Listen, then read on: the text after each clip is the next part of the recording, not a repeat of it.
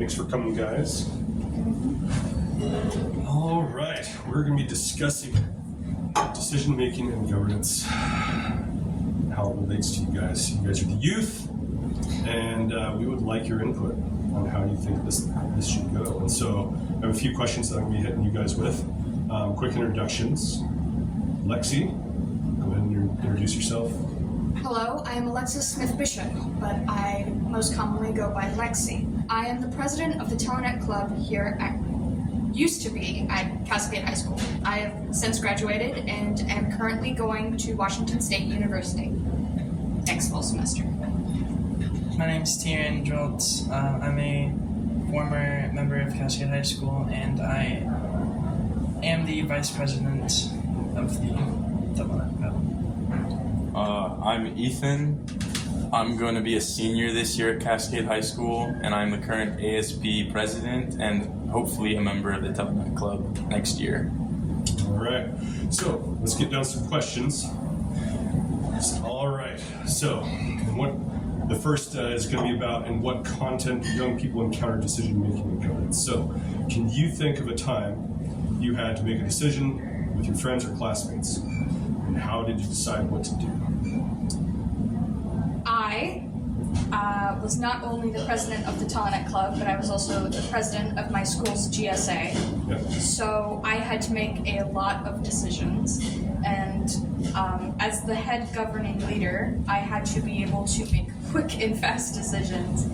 I worked a lot with our advisor to make sure that we were able to have scheduled meetings on time, make sure that kids felt welcomed, and that the room was more available for students. I made sure to get things on the intercoms, as well as starting a small chat room for our club, and making decisions with that, making sure that we could keep it accessible for people was very important. Okay. What about you, Ethan? So how did you decide what to do? You have lots of people all involved with this, right? Can you repeat the first part of the question? Think of a time when you had to make a decision with your friends or classmates. And it has been the ASB, obviously. Yeah, and the ASB is a big one, but like when I was running for ASB, like specifically, there were a lot of like changes that I promised people, and that was kind of a big thing. People were like, are you going to actually follow through with these things? And that's kind of something I have to do in the future, and I can't really do that as of right now, but I'm trying my absolute best, and I've like told people that. I'm like trying. Real quick, explain ASB. ASB. People that aren't in the United States, they might not know what that stands for. So ASB is kind of just like the student body of the school. They kind of just overlook the whole school as like the kids' kind of like council, as you could say. Like we also get a say, and there's a group of students in the school who get a say for certain activities, and we also get to go to board meetings and whatnot. So I'm like the representative for speaking on behalf of all of the students in the school. All right, well, have you ever felt like you didn't have a say in a decision that affected you?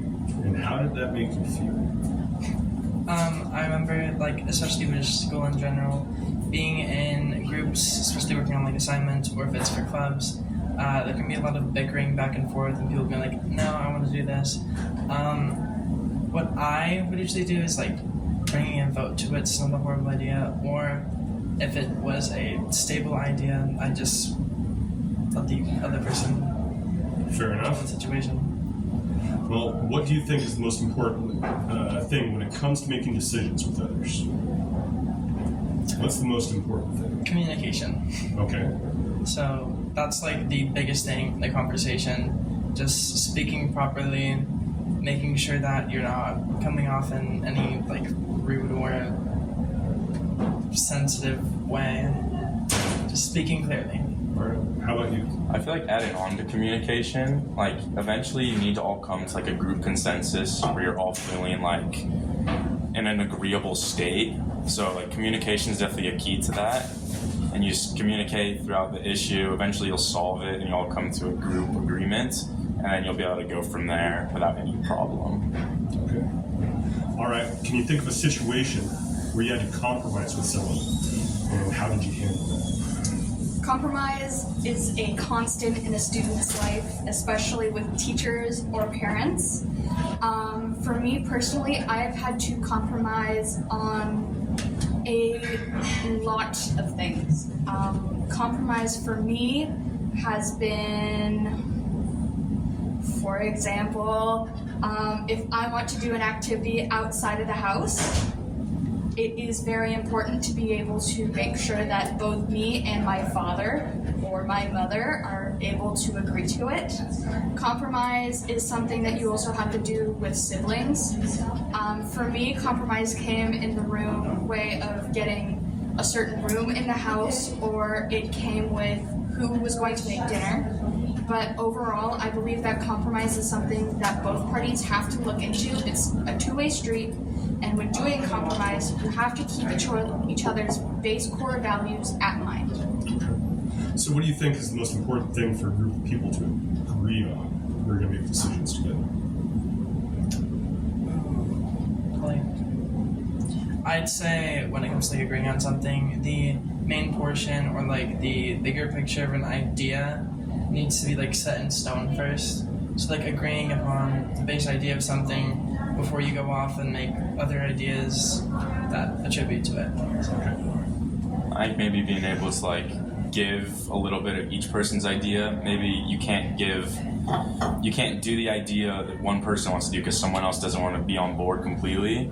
But if everyone at least has some of their ideas and it all gets put together, it's probably the best because it's an even amount of everyone. Okay. I would say. Fair enough. I would agree with Ethan. Making sure that everyone's ideas are included and valued and valid is incredibly important. If you're going to lead people into something or doing something, the people need to know that they can be heard. And they need to be able to know that they're not just a one-off lackey. Fair enough. All right, this question, you guys all are pretty well entrenched in what do you know about how decisions are made in your school or community? So, go ahead and hit us. I'd say with that comes with a lot of meetings, especially for bigger situations, school board meetings, Ethan's heard of the ASB meetings, so student body meetings, just group meetings in general for school are all very important. Okay. So, how about other parts of the community, municipal governments? How are you guys? City council meetings are very important. However, there are a lot of informal meetings. For example, talk with the mayor is something that happens, I think, at Once a month. In one of the local shops where you can get food, and people can talk to the mayor and find out ideas. Another way to do that, city council meetings. We also have the ability, if you're in the school, to talk directly to city council members. Okay. So yeah. All right. So, let's move on to another line of questions. So, can you think of an example where power is shared among many people? Well, you guys can. And do you think all decisions will benefit all people? That second part's the tricky part. So, obviously you guys are all involved in group decision making through the ASB, through your clubs. So, do you think all decisions will benefit all people? No. Your gut feeling is and why is that? Everyone has a different perspective on things, and everybody makes different choices and plays a certain role in things. So there's no way for a choice to benefit every single person in a situation, whether it be good or not. It's just impossible. Can you guys think of an example of a challenge like that, where some people benefited and others didn't in the community, in a decision that was made? Political voting. I would say our town of Leavenworth decided that we were going to buy a cart for Oktoberfest. And it cost a lot of money to get that cart. And then they put a lot of flowers in it, and it is free to take photos for it, which is great for bringing in tourists. However, it is not great for the locals who live here because the cart doesn't bring in any money. It's not showed off a lot. However, Keep going. and so it brings a bigger roadblock, and it makes a bigger problem of over tourization. But Tourists versus the people. it is great for the tourists. Fair enough. Fair enough. All right. So, can you think of an example where having more people involved in the decision-making process would be helpful? Yeah. Okay. I think when there's more people, especially if you're like voting on a matter, Yeah. then the majority rules, and that's like usually how most things go, and like kind of like a like democracy, I would say. Okay. Like it's not like tyrannical, and there's not one person deciding what you're all doing, because that could upset multiple people. Fair enough. What would be challenges or drawbacks involved with many people making a decision together? So, I mean, there are definitely benefits, but what are some of the drawbacks there? I'd say if it's like, I was about like if there's a group setting for ruling over something. Well, imagine like, let's see here. We're going to have a wedding. I'll throw an example at you of there's going to be a wedding. I really like, let's say, roast chicken. And I decide, okay, when the catering happens, it's going to be a 200-person wedding. Well, we're having roast chicken for dinner. Do you think that's going to affect other people? Yeah. That might want roast, smoked salmon or something like that. So now we need to have this wedding next week. And somebody needs to get to the caterer by Saturday. Okay, they need an answer pretty quick. But we have 200 people that are going to be at this wedding. Should we ask everybody? What's going to happen? Are we going to be able to come It's gonna be a to... lot of bickering. Okay. So there's difficulty coming to... There's a cool word here. It's called consensus. So, Consensus. yeah. So can you think of a time when coming to consensus was difficult in a certain amount of time or something like that? Coming to consensus with people can be very difficult if you have a very large room of people, especially if you are deciding to do any kind of class trip.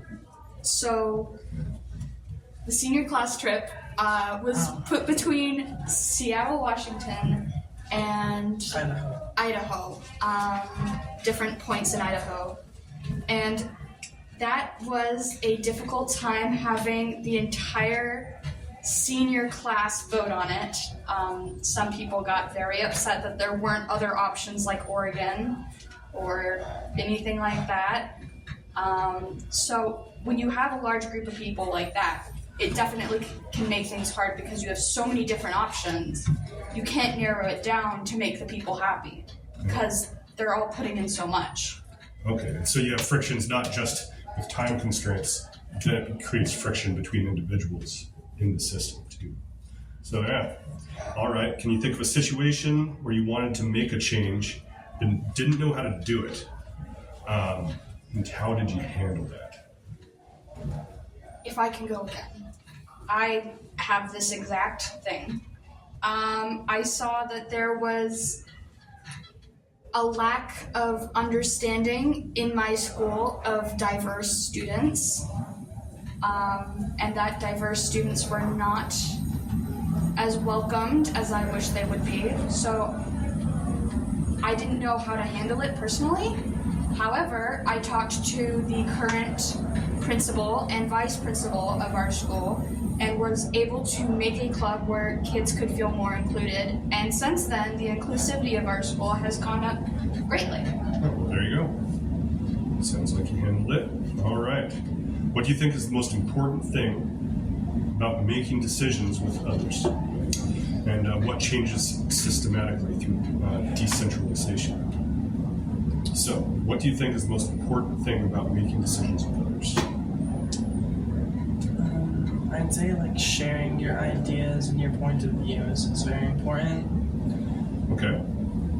I feel like the key word you said, coming to a consensus, is overall like your end result you want. Okay. Fair enough. So the question was about getting people in the communities all their different ideas, right? well, right here we're just talking about, what do you think is the most important thing about making decisions with others? So is it, for instance, the ability to everybody being able to express themselves, voting on certain things? Say you are in a democratic style system. Is everybody being equal? Is that important? What else? What other things can you think of that might change, right? Because you can think of certain systems that are kind of democratic, like say a corporation, and one person has more shares than another, and so when they vote, this person might have a great idea, but they only have one share, and this person with 10 shares, it seems like maybe they might have, what do you think? The person with 10 shares is going to have a higher likeness of money. Yes. And so their voice is going to be a little bit louder, right? So is that something that's important when people are making decisions together? Well, they did put more money into the company, but maybe they don't care about it as much. There are a lot of different things to think about. I think valuing, as I said earlier, everyone's opinions and making sure that people can all come together to make a consensus, like he said. However, I also like to put in that making sure that there isn't so for people to be able to access it, to be able to have their ideas shared. Because I've seen lately, like how you were talking about with the companies and such, people's voices are getting smaller and smaller because of the fact that they're not in bigger positions of power. And I don't believe that your position in power should make your voice more important or less important. Okay. All right. So let's move on and talk about how, we've talked about decision making, how we interact. Now we'll talk about how decentralized technologies can kind of impact this. So kind of moving into how does technology impact the decentralized decision-making and governance process. So the direct question is, how do you think technology could be used to address the challenge or problem that we kind of discussed earlier? Technology has become the great equalizer. Okay. People before may have only been able to get a certain amount of information based on where they lived. For example, if you lived farther out in the country, the likeliness of you having a public library would be there, but it probably wouldn't be the biggest or with the best books. But if you lived in a city, you had greater access to it. You would have a bigger public library, you would be able to read more things. It also comes from wealth. If you came from a wealthy family, you would be able to get greater education. But the internet has finally made it so everyone can access it. With being able to go to the library or being able to get people out there to get internet, you are going to be able to get more resources. You're going to be able to access more things. And with the internet, it can help people grow. It can help them get better jobs by learning. It can help them understand certain things by learning. You aren't constrained to where you were before with the internet. Okay. All right. Well, how do you currently use technology to make decisions with your friends or classmates? I think, especially with like work or just positions where I have to make decisions in general, like group chats are very important for like discussions. If you're not physically able to like meet up with said person and communicate, obviously calling someone works. It's just brought a lot of benefits, but also some negatives. Okay, so like, so say you had a vote at the school. Does everybody always know what is being voted on? Ethan? What do you mean? Well, say there's something that you guys are making a decision on, like a class trip. Okay. Okay. Does everybody always know what is going to be discussed? I don't feel like not everybody. Like some people, not everyone though. Okay. So inclusivity in that sense could be improved upon. Yeah. All right. Fair enough. Fair enough. Okay. What are some potential benefits and challenges of using technology for shared decision making? So think about some of these use cases that we've talked about. So what are some of the benefits and challenges of using technology? Working with people who don't know how to use technology is very difficult. All right, yes. So if you have a platform online and if they don't know how to even access the platform, that could make a dent in your plans. Anything else? Benefits include being able to get more information out to people. So if you had to buy a textbook for every single person you had in your group, and let's say it was 50 people, that's a lot of money for one textbook. Okay. However, with the internet, a lot of things come in PDF files now. So instead of having to buy the textbook 50 times, you can just send the PDF out. There you go. All right. So let's move on to another question. How do you think technology could help people who are not in the same physical location make decisions together? For example, could it be used to hold virtual meetings, share information, cast votes, propose ideas? Oh, so how do you think it would help? How do you think technology could help people? Yes, who are not in the same physical location. I think it brings a lot of people together, especially in like a work sense. With working, there's people who obviously work like across the world from each other, but it lets people who work in similar situations communicate with each other. And without technology, that wouldn't really be possible to meet those people. Go ahead, Ethan. I think if it comes to an election, let's say, if there's one group of people who are all set on voting for one person, the internet could also bring diversity from other places to then add just a more diverse field instead of just one huge group dominating the vote for everything. So then I just think it lets more people's voices be heard instead of being overpowered. Opinions? Yeah. Awesome. I'm going to bring up something that we've done in the Telenet Cloud, which is reach out to people across the globe. We've been able to get more ideas in, more professionals in. We've been able to get people who understand how to build websites and who understand how to do wiring. We've been able to get all of those different types of people, and without the internet, that would have been possible. Okay. Well, can you think of a way that technology could be used to make decision-making more transparent and accountable? For example, could it be used to track votes, share information and ideas, provide feedback to decision makers, stuff like that? With systems, yeah. Okay. All of that could be achieved. Okay. So do you guys use anything like that in school currently? Mr. ASB? I mean, I feel like the closest thing we have to that would be when someone sends out an Outlook email, for example, and it just has what's app is it? It's not SurveyMonkey. It's one of the survey ones, but Yeah. you could go in there through your email whenever you want, type in your answers, vote for what you want to vote for, and then that all gets sent to a database, and then they can just check everything, check all the different responses. It's what they do for ASD voting. They do Yeah, exactly. Okay. And so how do you ensure that everyone has a fair say in the decision-making process using that? Because we all know that certain things aren't necessarily 100% secure. And email servers are definitely one of those things. And so can you imagine, can you imagine a system where people would be able to make sure that things were secure?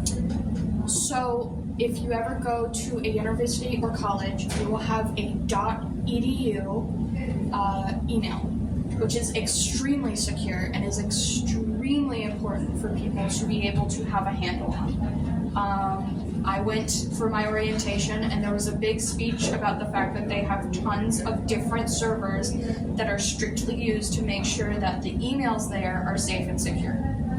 So being able to go through the EDU emails is it would be very efficient.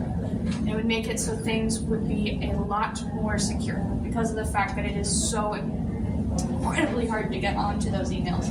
Okay. So imagine you could create an app, website, or software, or something of that nature to help your school or community make decisions together. What kind of features would you do? I would make it so it could work without like extremely stable internet, because I know a lot of places in our area, like Plain, don't have great internet. And I want to make sure that we can include everyone in the vote. I want to make sure that everyone can be heard. Okay, and so we have some public, infrastructure.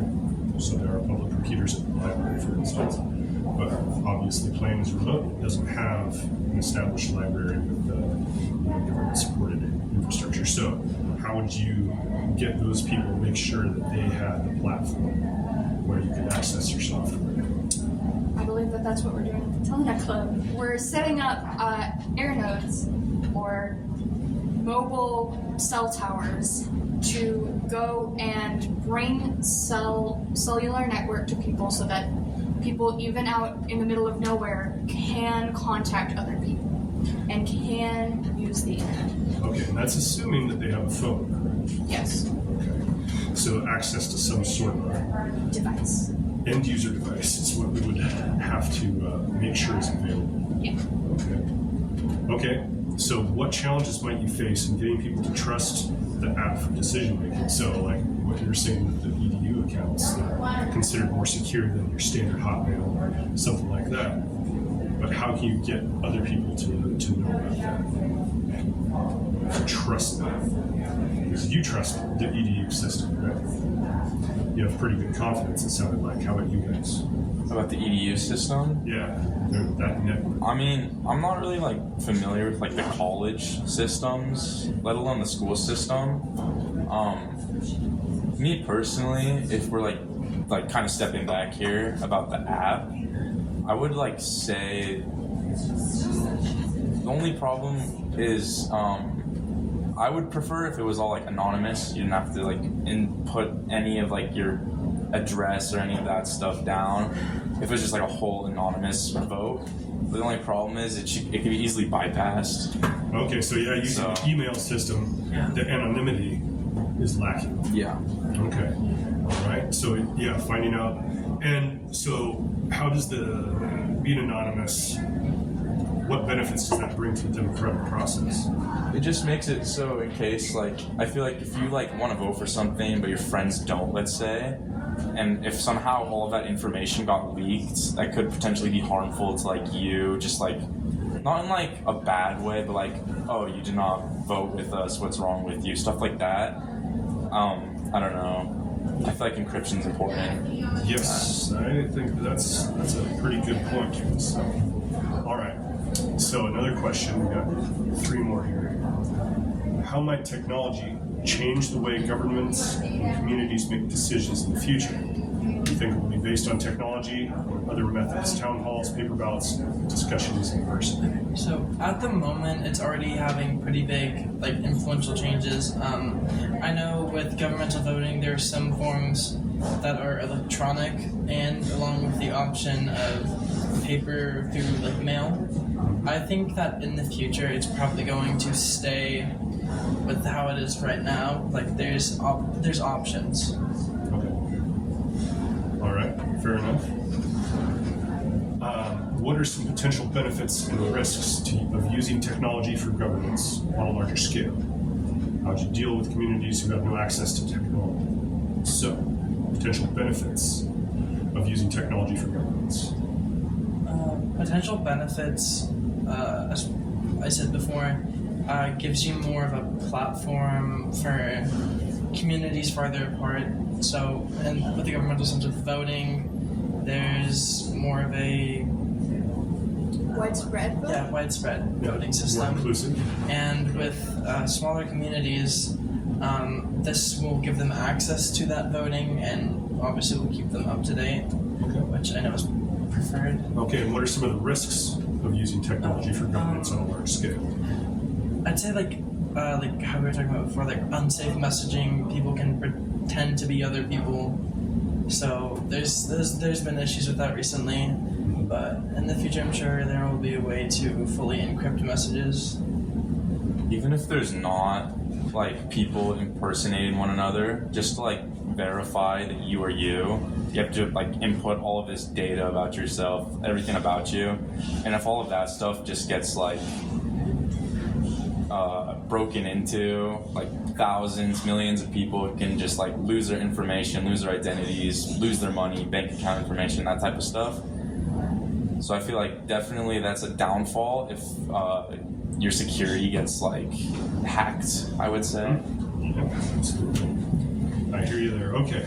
If you're in charge of designing a technology-based governance system for your country, okay, like your app idea, but on a much larger scale, what principles would you care about the most and prioritize? So transparency, security, accessibility.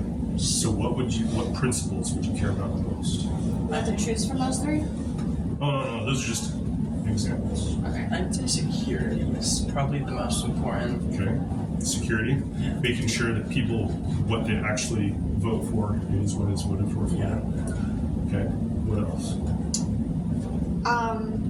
All three of those things are amazing. I want to be able to make sure that people's identities and their information are as secure as possible, but I'd also like to add on that accessibility is super important so that we can get everyone's ideas.